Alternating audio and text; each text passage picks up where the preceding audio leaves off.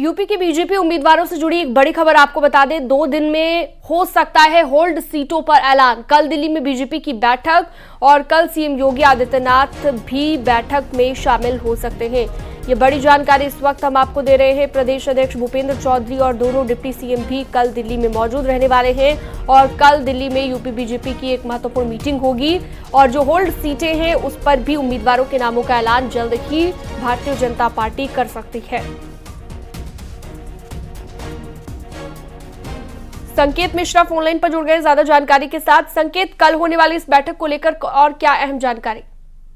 बिल्कुल, देखिए दिल्ली में कल ये अहम बैठक है और सबसे जो खास बात है कि उत्तर प्रदेश में तमाम ऐसी सीटें हैं जो होल्ड पर हैं, जिन पर प्रत्याशियों के नामों का ऐलान नहीं हुआ, चाहे वो पीलीभीत हो या फिर बरेली हो या जहां से संघमित्रा मौर्य बदायूं सांसद हैं वो सीट हो। ऐसी कई सीटें हैं जहां से ब्रजभूषण शरण सिंह सांसद हैं।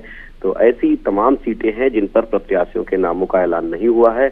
आज भारतीय जनता पार्टी के प्रदेश के अध्यक्ष भूपेंद्र चौधरी, डिप्टी सीएम ब्रजेश पाठक, केशव प्रसाद मौर्य सभी शाम तक दिल्ली निकल जाएंगे। कल दिल्ली में अहम बैठक है, उसमें महामंत्री संगठन भी मौजूद रहेंगे और मुख्यमंत्री योगी आदित्यनाथ भी दिल्ली कल पहुंच सकते हैं। इस बैठक में मुख्यमंत्री योगी आदित्यनाथ भी मौजूद रहेंगे। जाहिर सी बात है कि इस बैठक में मंथन किया जाएगा प्रत्याशियों के नामों को लेकर और पैनल पहले से ही तैयार है। तो ऐसे में इस बैठक के बाद में प्रत्याशियों का नामों का ऐलान हो सकता है। दरअसल लोकसभा चुनाव की तारीखों का ऐलान हो गया है। ऐसे में भारतीय जनता पार्टी जल्द ही प्रत्याशियों के नामों का ऐलान करेगी। यही वो वजह है कि बैठकों का दौर शुरू हो गया है। कल दिल्ली में अहम बैठक है और इसमें भारतीय जनता पार्टी के जो प्रदेश के दिग्गज नेता हैं वो सभी मौजूद रहेंगे। मुख्यमंत्री योगी आदित्यनाथ भी कल दिल्ली पहुंच सकते हैं। ठीक है, बहुत शुक्रिया विस्तार से जानकारी देने के लिए आपका संकेत।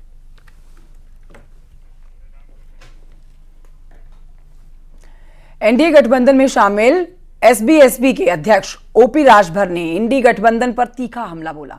राजभर ने कहा कि कहीं किसी की दाल गलने वाली नहीं है।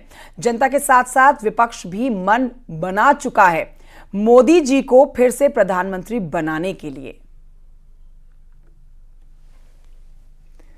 तो देखिए, तंज कसा गया है यहां पर ओपी राजभर की तरफ से, जो कि तंज कसते हुए इंडी गठबंधन पर यह हमला बोल रहे हैं। वो कह रहे हैं कि कहीं किसी की दाल नहीं गलने वाली, यानी कि तमाम विपक्षी पार्टियां जो हैं जिन्होंने इंडी गठबंधन बनाया है, किसी भी पार्टी की दाल नहीं गलेगी। जनता के साथ साथ विपक्ष भी मन बना चुका है मोदी जी को एक बार फिर से तीसरी बार जीत का मुंह दिखाने का।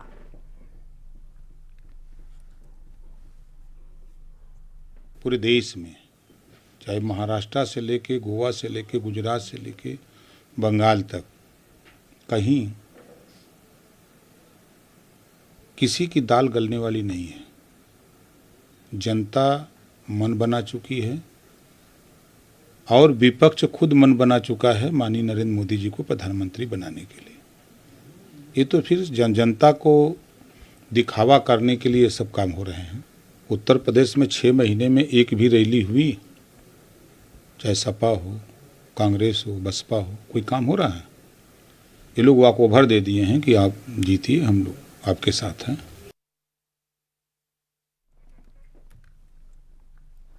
एसपी अध्यक्ष अखिलेश यादव कन्नौज से चुनाव लड़ सकते हैं। समाजवादी पार्टी जल्द ही इसका औपचारिक ऐलान भी कर सकती है और बताया जा रहा है कि अखिलेश ने पहले ही कन्नौज से चुनाव लड़ने का मन बनाया था। आजमगढ़ से धर्मेंद्र यादव को मैदान में उतारने के बाद स्थिति साफ हो गई है और इस बीच ये भी खबर है कि समाजवादी पार्टी लोकसभा चुनाव के लिए घोषित कुछ सीटों पर उम्मीदवार बदल सकती है।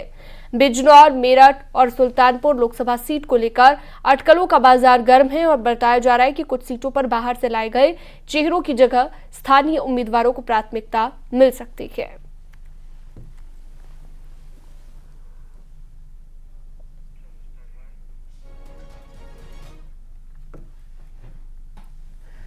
उधर बुलंदशहर में एक तांत्रिक की पिटाई का मामला सामने आया है। आरोपों के मुताबिक घर में तंत्र विद्या करने पर विशेष समुदाय के 3 युवक ने बुजुर्ग तांत्रिक की बेरहमी से पिटाई कर डाली, जिसका वीडियो भी देख रहे हैं आप।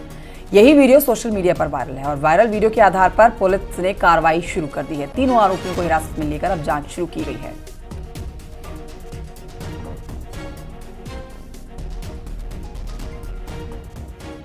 इसमें एक व्यक्ति को 3-4 अन्य व्यक्तियों के द्वारा, जो कि गैर समुदाय से संबंधित हैं, उनके द्वारा मारपीट की जा रही है उक्त वीडियो का तत्काल संज्ञान लेते हुए थाना खुर्जा नगर पर 307 आईपीसी के अंतर्गत मुकदमा पंजीकृत कर लिया गया है। साथ ही तीनों ही दोषी व्यक्तियों को गिरफ्तार कर आवश्यक वैधानिक कार्रवाई पुलिस द्वारा की जा रही है।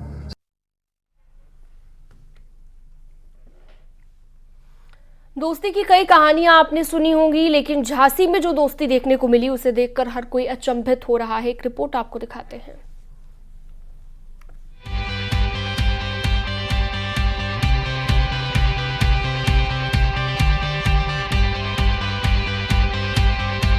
दोस्ती के कई किस्से सुनने को मिलते हैं।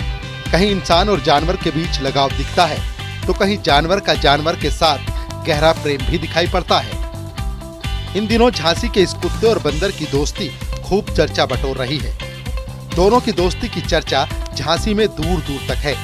इनकी आपस में बॉन्डिंग और शरारत भरे वीडियो सोशल मीडिया प्लेटफॉर्म पर भी वायरल हो रहे हैं। अमूमन बंदर और कुत्ते आपस में दोस्त बन जाएं, ऐसा बेहद ही कम दिखाई देता है, क्योंकि दोनों एक दूसरे को फूटी आंख भी नहीं सुहाते।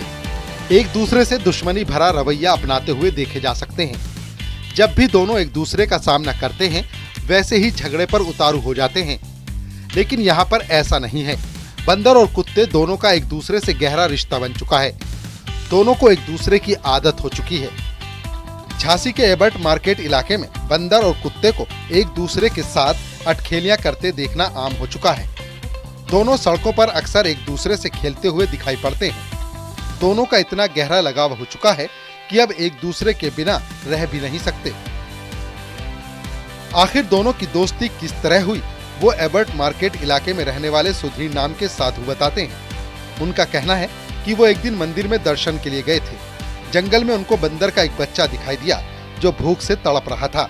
उसकी हालत बेहद दयनीय थी। बाद में बंदर को केले खाने के लिए दिए। वो साधु के साथ ही आने लगा। इसके बाद सुधीर उसे अपने साथ ले आए ताकि जंगली जानवरों से बंदर के बच्चे की जान को बचाया जा सके। और उस दिन के बाद बंदर सुधीर के साथ ही है। इस दौरान बंदर की मंदिर के पास रहने वाले कुत्ते के साथ दोस्ती हो गई। सुधीर दोनों को एक साथ खाना खिलाने लगे। दोनों की अटखेलियां देखकर लोग भी जमा हो जाते हैं और अपने मोबाइल से वीडियो रिकॉर्डिंग करते हैं। आलम यह है कि अब आसपास के लोग अपने बच्चों को भी इनकी दोस्ती दिखाने के लिए लेकर आते हैं। बंदर और कुत्ते को एक दूसरे का दुश्मन माना जाता है, लेकिन झांसी में बंदर और कुत्ते की दोस्ती के किस्से हर किसी की जुबान पर हैं। झांसी से न्यूज़ 18 के लिए अश्विनी मिश्रा की रिपोर्ट।